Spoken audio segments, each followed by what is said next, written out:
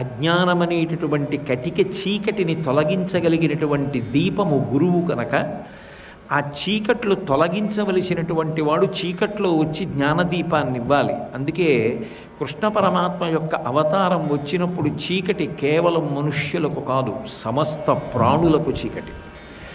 జలధరదేహు నాజాను చతుర్బాహు సరసీరుహాక్షు విశాలవక్షు జారుగదా శంఖచక్ర పద్మ విలాసు కంఠ కౌస్తుభమణి కాంతిభాసు కమనీయ కటిసూత్ర కంకణ కేయూర శ్రీవత్సలంచనంచిత విహారు మరుకుండల ప్రభాయుత కుంతలలలాటు వైఢూర్య మణిగణ వరకిరీటు బాలు పూర్ణేందురు చిజాలు భక్త లోకపాలు సుగుణాలవాలు కృపావిశాలు చూచి తిలకించి పులకించి చోద్యమంది ఉబ్బి చెలరీగి వసుదేవుడు ఉత్సహించే అంటారు పోతన గారి దశమస్కందంలో.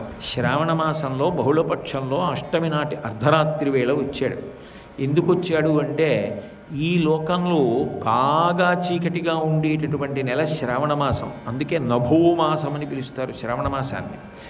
నభోమాసము అంటే బాగా నల్లటి నీరు పట్టిన మబ్బులు బాగా కిందకి దిగుతాయి. అలా దిగిన కారణం చేత పగటి వేళ కూడా చీకటిగా ఉంటుంది. అంత చీకటి, పైగా కృష్ణపక్షం మరీ చీకటి, అష్టమి మధ్యతిథి మరీ చీకటి, అర్ధరాత్రి ఇంకా చీకటి, ఇంకా అంతకన్నా చీకటిగా ఉండే అవకాశం ఎప్పుడూ ఉండదు. అంత చీకటి కాబట్టి ప్రాకృత జన్మ కాదు ఎంచుకున్నాడు. ఈ అజ్ఞానపు చీకట్లు పోగొట్టడానికి వస్తున్నానని చెప్పడానికి శ్రావణమాస బహుళపక్ష అష్టమి అర్ధరాత్రి వేళ వచ్చాడు.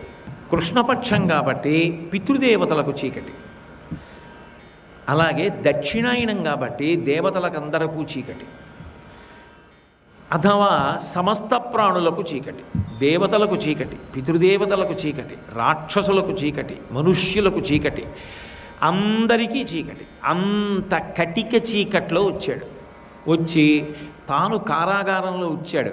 మనందరి కర్మబంధములను కోసేసి మనందరం విడుదల పొందడానికి అవకాశం ఇచ్చాడు ప్రస్థానత్రయం.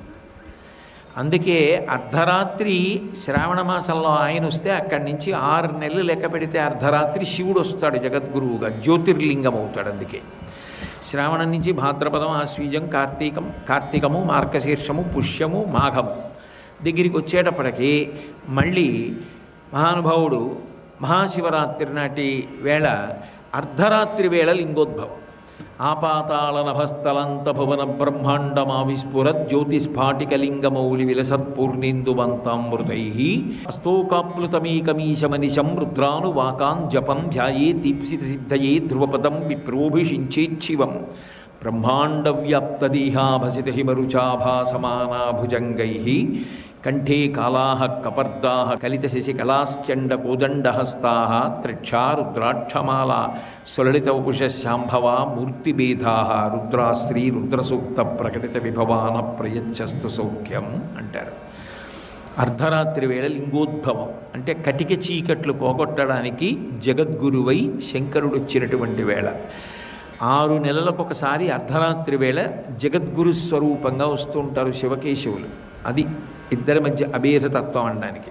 సర్వం శ్రీ ఉమామహేశ్వర పరబ్రహ్మార్పణమస్తు. స్వస్తి.